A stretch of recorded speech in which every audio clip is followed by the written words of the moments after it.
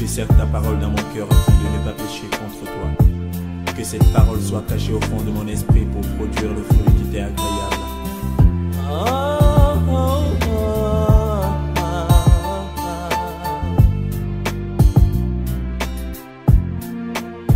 Plus que jamais, j'aime ta parole.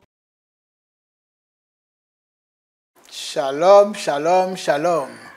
Je suis très heureux, une fois de plus, de me retrouver en votre compagnie, à l'heure actuelle, autour de la parole de Dieu.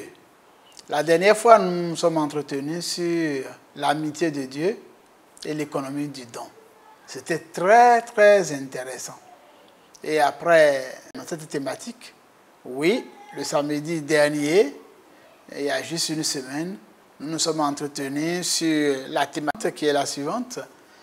L'épreuve de la ligature d'Isaac. C'était la première partie. L'épreuve de la ligature d'Isaac, première partie. Nous nous sommes appuyés sur le texte de Genèse 22, du verset 1 au verset 10. Et la question centrale, c'était quel pourrait être l'objectif recherché par l'Éternel dans l'épreuve de la ligature. Avant cela, il me plaît de vous donner lecture de ce texte dans ma version Louis II. Voici ce qui est écrit. Genèse 22, du verset 1 au verset 10.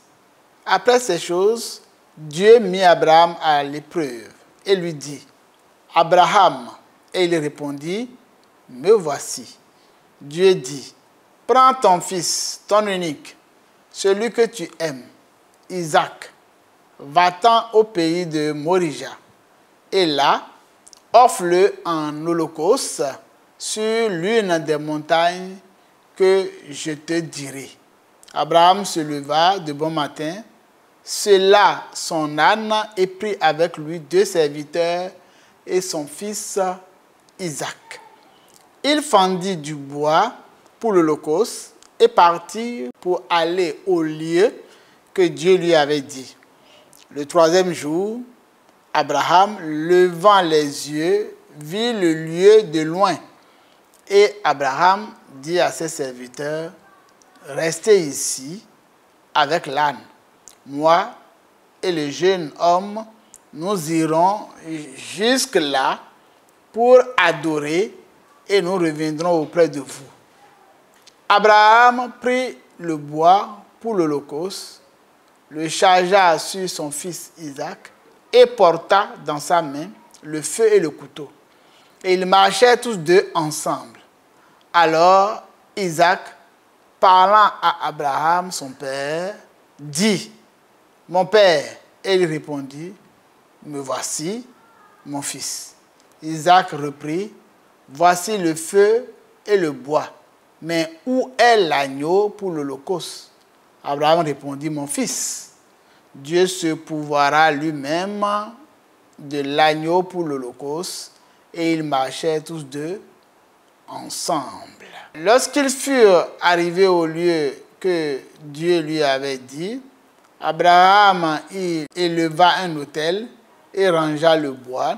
Il lia son fils Isaac et le mit sur l'autel par-dessus le bois. Puis Abraham étendit la main et prit le couteau pour égorger son fils. Amen. Que Dieu bénisse sa parole dans nos cœurs. La parole de Dieu est la vérité et en elle est la vie. Souvent les rabbins disent qu'on ne lit pas la Torah, mais on s'occupe de la Torah. C'est-à-dire qu'on la sonde. On réfléchit sur les mots. On cherche à comprendre le sens même de chaque thème utilisé pour pouvoir tirer la pensée du Seigneur.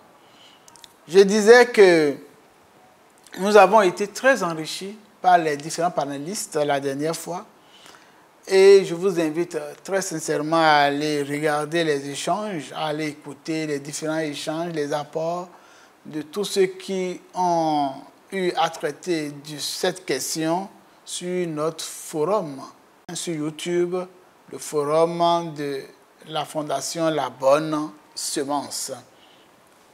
La question centrale que nous voulons traiter, c'est quel pourrait être l'objectif recherché par l'Éternel dans l'épreuve de la ligature? Voilà la question à laquelle nous voulons répondre. Et il n'est pas possible pour nous de répondre en une seule séance. C'est pourquoi nous nous sommes dit qu'il fallait scinder cette thématique-là en 2 séances au moins. Nous voici à la 2e séance et la prochaine fois nous aurons la 3e séance pour pouvoir achever si Dieu nous en donne les moyens. Voilà, nous avons pris l'habitude de poser quelques sous-questions afin de pouvoir répondre à la thématique. Au stade actuel, la première sous-question à laquelle nous voulons répondre, c'est quel nom Abraham donna-t-il à Dieu au summum de son épanouissement? À cette question, nous devons répondre en regardant Genèse 21, versets 33 à 34, les derniers versets, voyez-vous. Voici ce qui est écrit.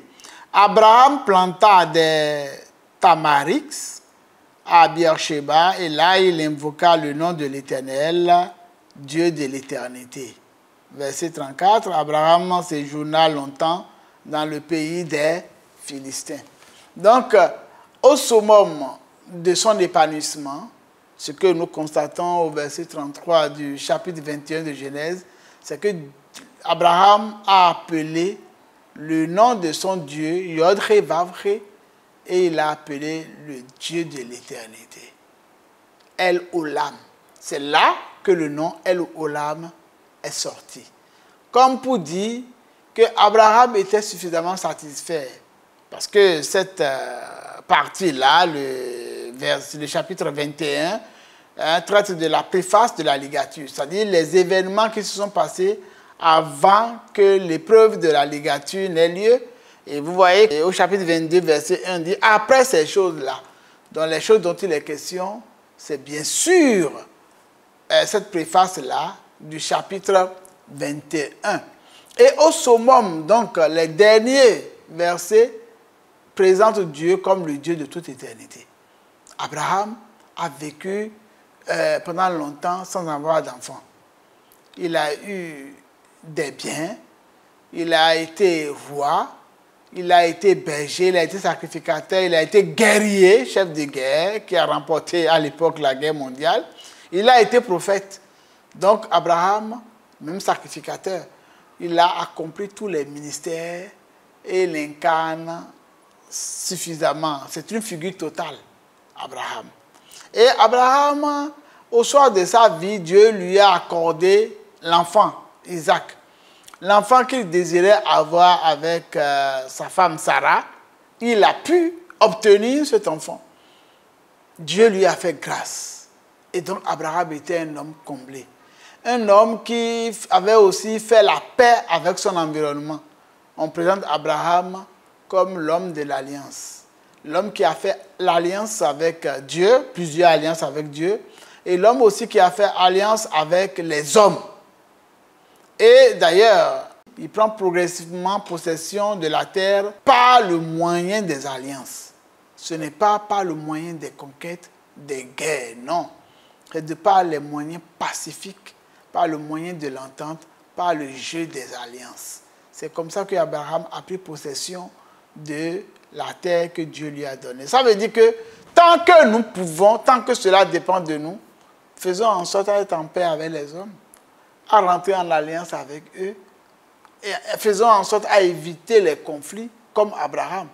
La seule guerre que Abraham fit, c'était vraiment la guerre, lorsque les 4 rois de la Mésopotamie sont venus faire la guerre aux 5 rois, d'accord, de la région de Canaan, dont Sodome et Gomorrhe. Sinon, Abraham est un homme de paix, un homme paisible. Et donc, lorsqu'il était en paix, et que Dieu lui a donné en plus son enfant, Isaac, ben, il était comblé.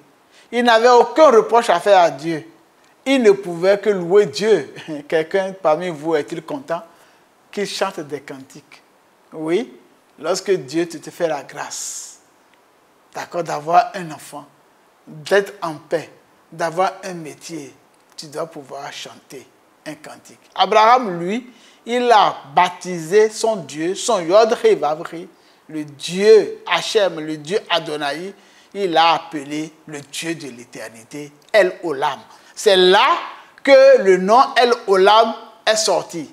Si vous avez une quelconque satisfaction, je vous prie, je vous demanderai de pouvoir savoir que cette satisfaction-là vient du Dieu de l'éternité. Voilà ce que nous pouvons dire. Peut-être que le père de la foi, notre patriarche, il espérait que sa situation s'éternise et qu'il n'y ait plus d'autres problèmes.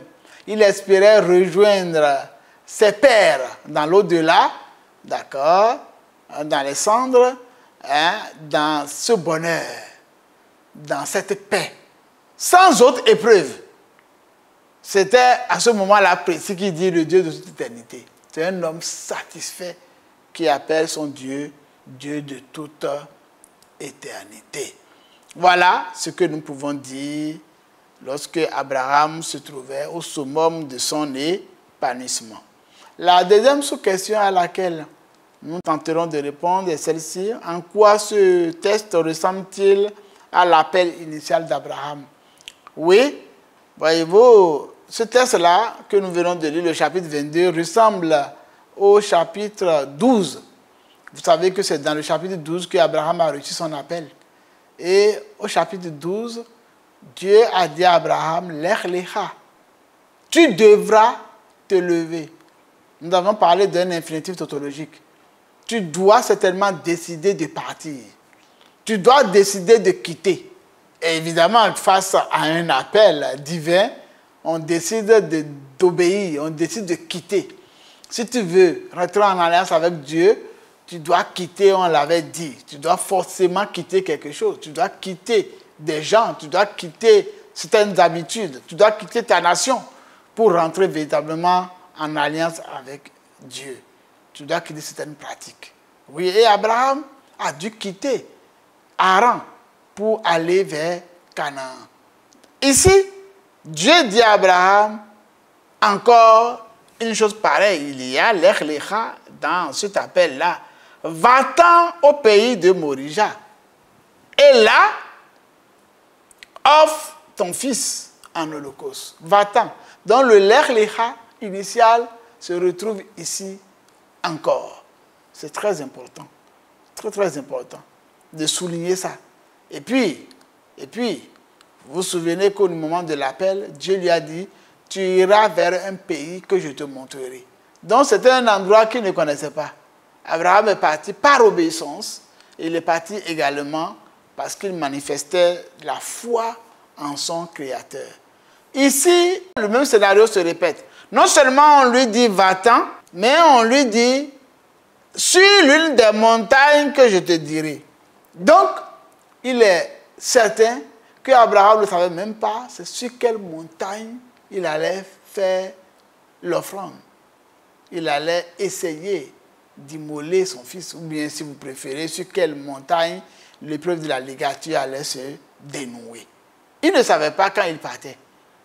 Donc, vous voyez que ce texte ressemble encore bien au texte initial de Genèse 12, où Abraham a reçu son appel. Nous insistons là-dessus pour dire que Dieu a une manière spéciale pour s'adresser à ses enfants, à ses brebis. Dieu a une manière spéciale. Et chacun doit savoir comment Dieu lui parle.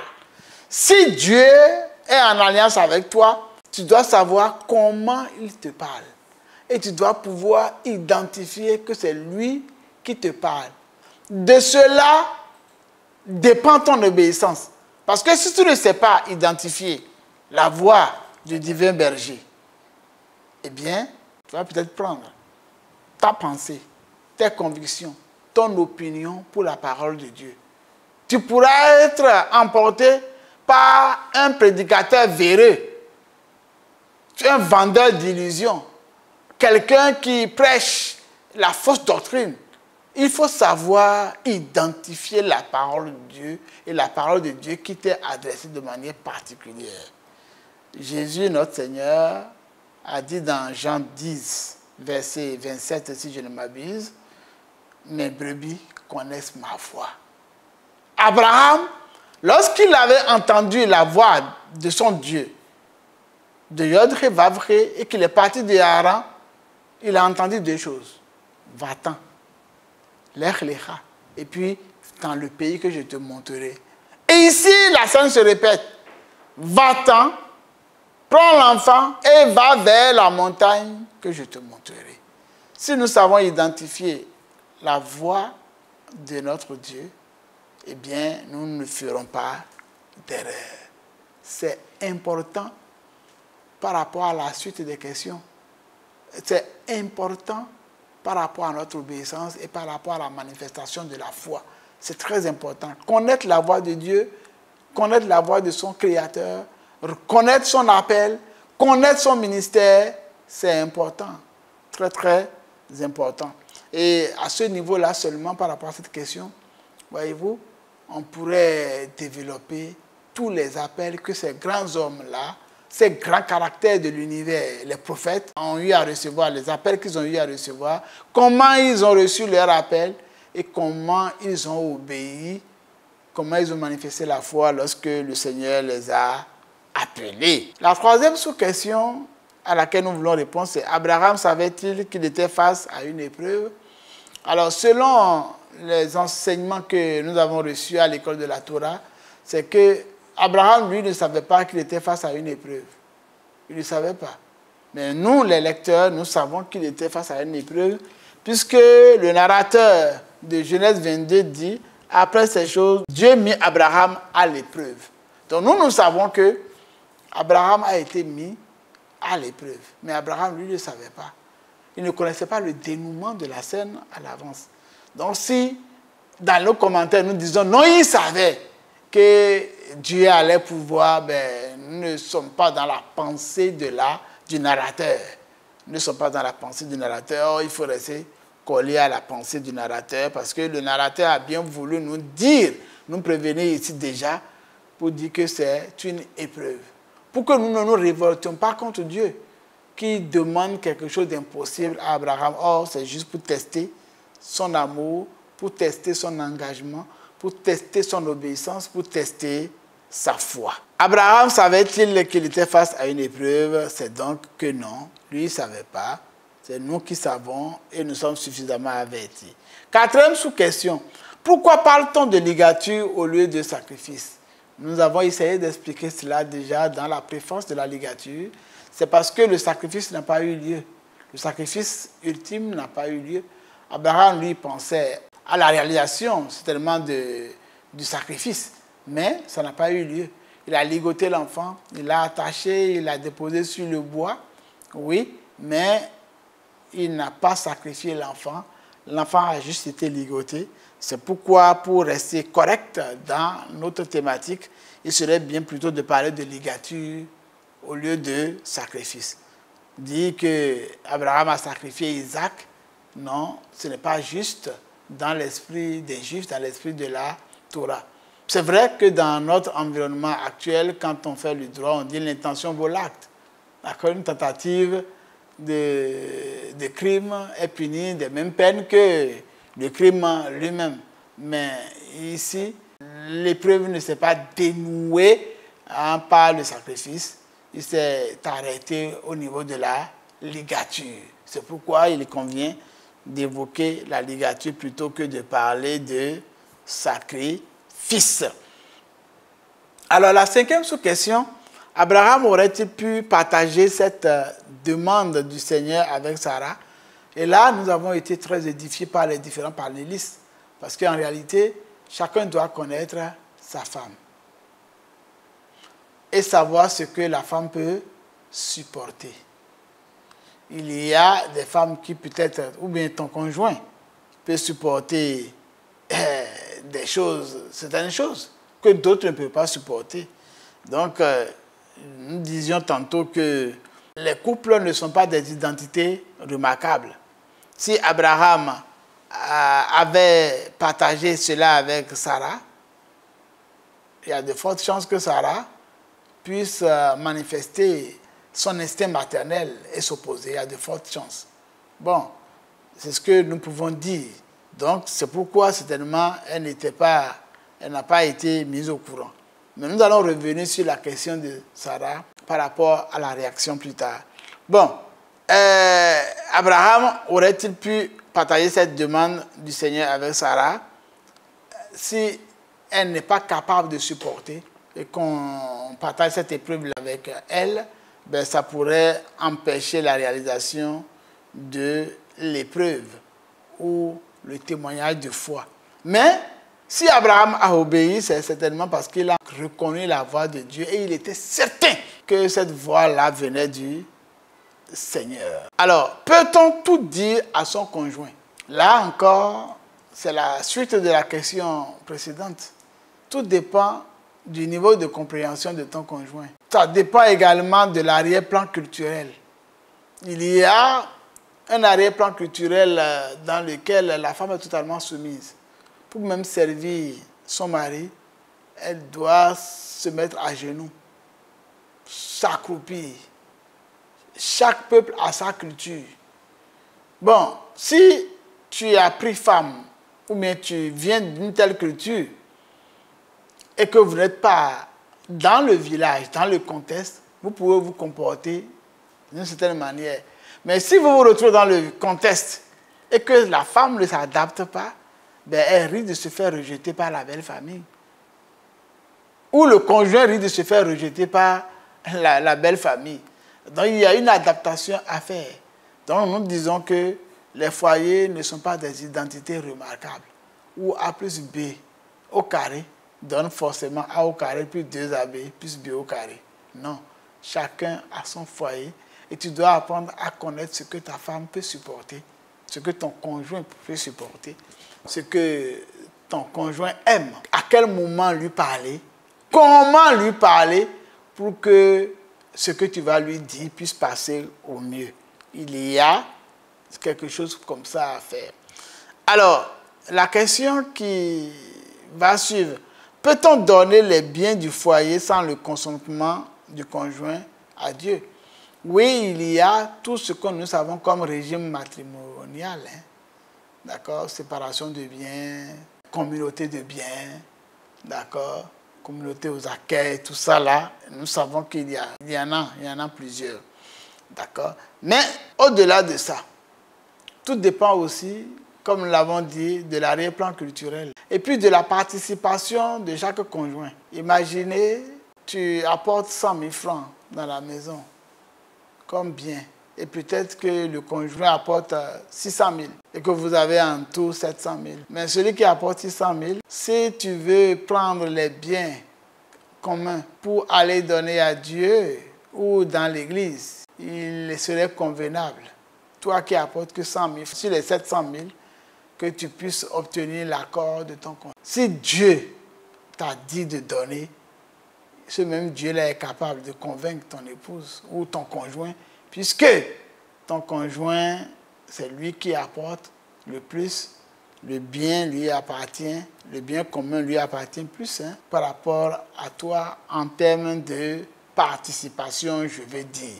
La personne va se sentir plus concernée, il serait plus sage de le mettre au courant. Donc, à cette question, chaque foyer doit pouvoir s'adapter à une réponse plus appropriée. Mais la base de tout ça, c'est la connaissance que nous avons de Dieu. La connaissance que nous avons de la parole de Dieu. La connaissance que nous avons de notre berger, de la voix de notre berger. Si c'est lui qui nous parle et que nous sommes certains, c'est qu'il nous donnera le moyen d'en sortir. Voyez-vous, on dit qu'aucune épreuve ne vous est survenue qui n'ait été humaine. Et Dieu, qui est fidèle, ne permettra pas que vous soyez tentés au-delà de vos forces. Ce qu'il va vous demander de faire, c'est sûr, ça ne va pas dépasser votre force. Alors, quand on arrive à ce niveau, eh bien, il faut préciser en même temps qu'il ne faut pas agir sur un coup de tête. Parce que ça aussi, ça existe. Il y en a qui agissent, qui donnent par émotion. Parce que quelqu'un a donné un témoignage, après avoir donné, qui a reçu une bénédiction. Donc on se dit, ah, comme lui l'a donné et puis il a eu la bénédiction, moi aussi je vais donner. Et parfois on prive le foyer ou la famille de l'essentiel, de ce dont elle a besoin, ce que la famille a, ce dont elle a besoin pour pouvoir survivre. Ça, c'est des faits aussi qui existent. J'ai partagé cette thématique-là, cette question-là avec une sœur bien-aimée et il y a des exemples de personnes qui se sont vues dévorées par manque de sagesse. Dieu ne leur avait rien dit en réalité, mais ces personnes-là avaient agi par émotion. Alors, la question suivante, question 8. Abraham a-t-il pu obéir à Dieu sans dialoguer avec lui? Est-ce qu'Abraham a pu le faire? Alors, selon Rachi qui est celui qui a le plus commenté la Bible, et quand on étudiait en Israël la Torah, ce n'était pas sans le commentaire de Rachi. Rachi dit que Abraham n'a pas pu obéir sans dialoguer. Il y a eu un dialogue non inscrit. Parce que quand on lit le passage, il est écrit « Prends ton fils, ton unique, celui que tu aimes, Isaac. » Le fait de dire « Prends ton fils » et que les précisions qui se sont suivies ont été faites de façon graduelle, cela suppose, selon Rachi, que Abraham a dialogué avec Dieu. Prends ton fils, Abraham a dû dire, mais je n'ai pas un seul fils, j'ai 2 fils. Et Dieu a dit, ton unique. Eh bien, il a dû répondre à Dieu, chacun de mes fils est l'unique de sa mère. Et là, Dieu dit, celui que tu aimes, il a dû répondre, mais j'aime les 2. J'aime Isaac et j'aime Ismaël. Et puis Dieu dit maintenant Isaac. Voilà. Donc il y a bien eu un dialogue non inscrit. Un dialogue qui s'est déroulé dans la pensée. Dans la pensée d'Abraham. C'est ça. Donc il y a eu un dialogue et Abraham a dû échanger avec son Dieu. Cette précision est importante pour dire que les épreuves que nous subissons, même si nous avons eu parfois à discuter avec Dieu avant d'accepter, le plus important d'accepter.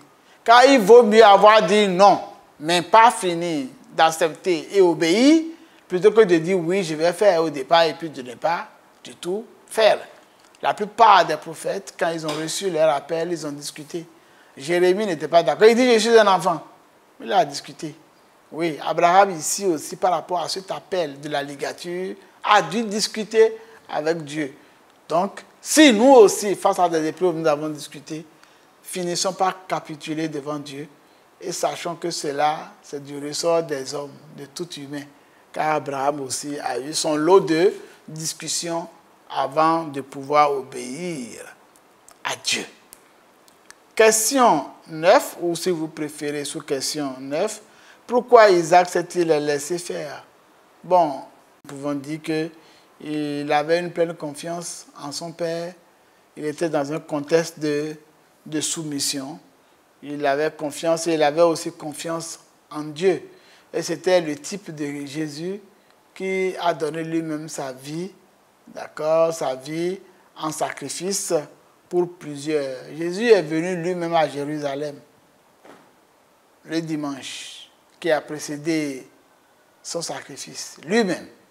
Il pouvait rester hors de Jérusalem, mais il était parti hors de Jérusalem et accompli des miracles. Et au moment où la Pâque approchait, 4 jours, 5 jours avant, il est rentré sur un ânon à Jérusalem. Il est parti volontairement. Donc Isaac est présenté ici comme le type de Jésus. Voilà, pleine confiance en son père.